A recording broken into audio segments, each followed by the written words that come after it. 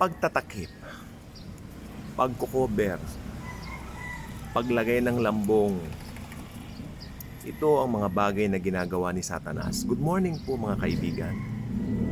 Join me as we explore ang pagtatakip ni Satanas sa mata ng mga hindi mananampalataya.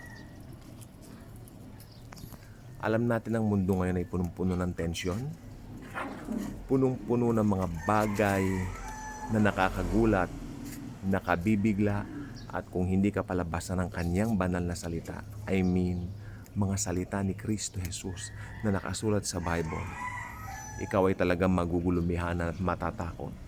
Subalit kung ikaw ay babad sa salita ni Jesus, alam mo ang lahat ng yan ay nakatakda, nakasulat na, at malapit ng maganap. Pag-uusapan natin ngayon, sa panahon po natin ngayon, ang critical na kalagayan ng mundo. Mundo na kung saan napakaraming kaguluhan. Mundo na kung tawagin natin ay mundo na walang katiyakan. Subalit meron pang mas higit tungkol sa mundong nasisilayan. Ito ay ang mundo na ginagalawan ng sangkakristyanuhan. Anong mundo nga po ba ang ginagalawan ng sangkakristyanuhan? Ito ay ang mundo ng pagsamba sa Panginoong Hesukristo. Alam naman natin, hindi may tatanggi na si Jesus ay naging buhay natin nung siya ay tanggapin natin bilang personal nating Panginoon at tagapagligtas. Ngunit higit pa po sa riyan ang pangyayari na alam naman natin kahit lahat tayo ay umahawak na po ng Biblia at banal na aklat ni Jesus, tayo po ay pwede pa rin pong malinlang. Actually po, sa kalipulan ng sangkakristyanuhan, diyan po pumapasok ang maraming panlilinlang ni Satanas. Meron mga bagay na takot na makita natin, no? Merong bagay na takot si Satanas kakusana na makita at masilayan natin, no? Pero higit sa riyan, ang pinakakinatatakutin ni Satanas na makita natin ay ang libreng biyaya na ipinagkaloob ng Diyos sa atin.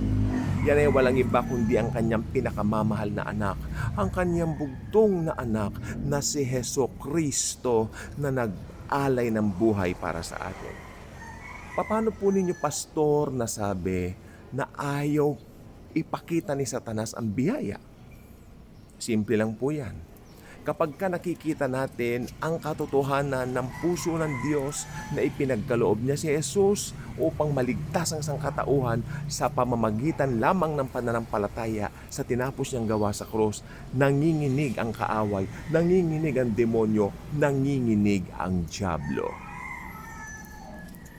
Ayaw makita ni Satanas. Okay? Should I say, ayaw ipakita ni Satanas sa atin na sapat na yung ginawa ni Kristo sa krus ng Kalbaryo upang tayo ay maligtas.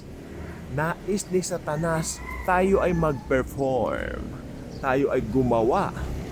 Hindi ko minamasama ang gawa ng mga Kristiyano sapagkat ang bawat gawa ay meron pong tinatawag na kapalit na gantimpala sa bemasit ng Panginoong Hesus. Ang sinasabi ko lang naman po rito ay walang iba kundi ang gawa na ginagawa upang paluguran ng Diyos sa sarili nating kakayanan. Ito kailanman ay hindi susuwato.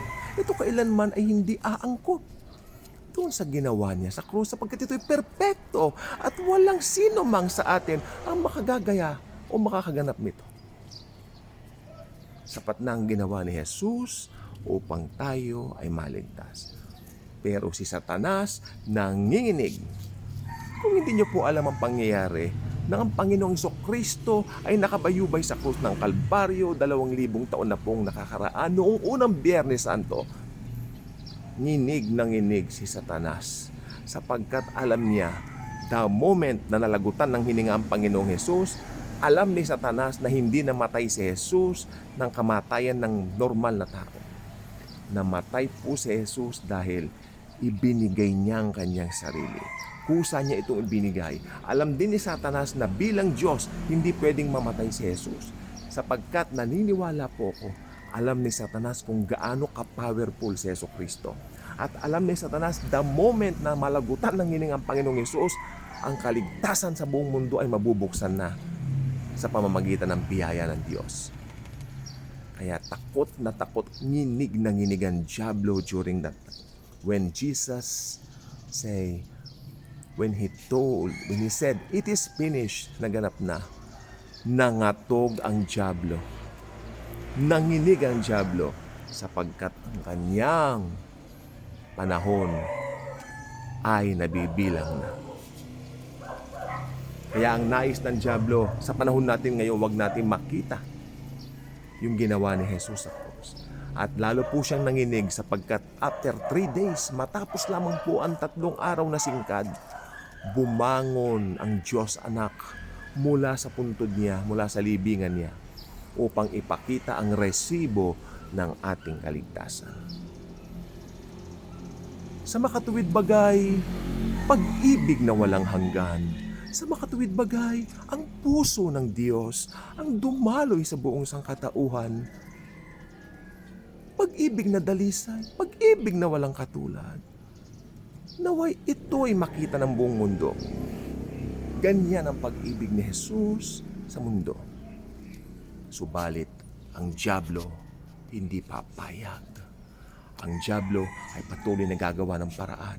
Rehilyon, mabubuting gawa. Okay? Binubulag ng diablo ang mata ng mga hindi mananampalataya upang ang mga hindi mananampalataya ay kailanman na hindi makasumpong ng biyaya ni Jesus upang maligtas. Sapagkat sabi ko na nga po kanina, nais ni Satanas na siya ay makapagsama ng maraming kaluluwa sa impyerno, sa Gehenna.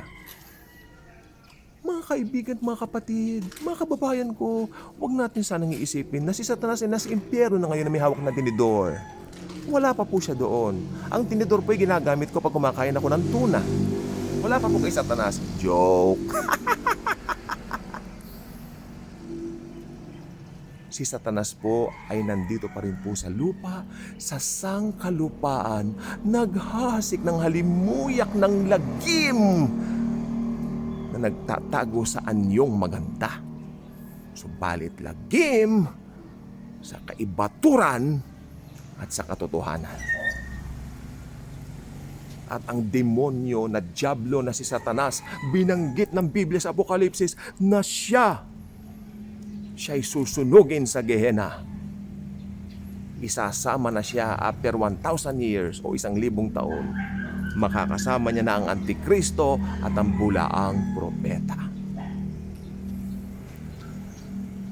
Kaya itong panahon natin ngayon, kritikal sa mga bagay na nakikita natin.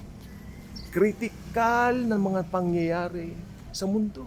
Subalit sabi ko nga po, kung ikaw ay naniniwala sa dalisay na salita ni Jesus, hindi mo katatakutan ng mga pangyayari sapagkat tulad ng aking naturan, ito ay tunay na maggaganap at magkakaroon ng mga katuparan.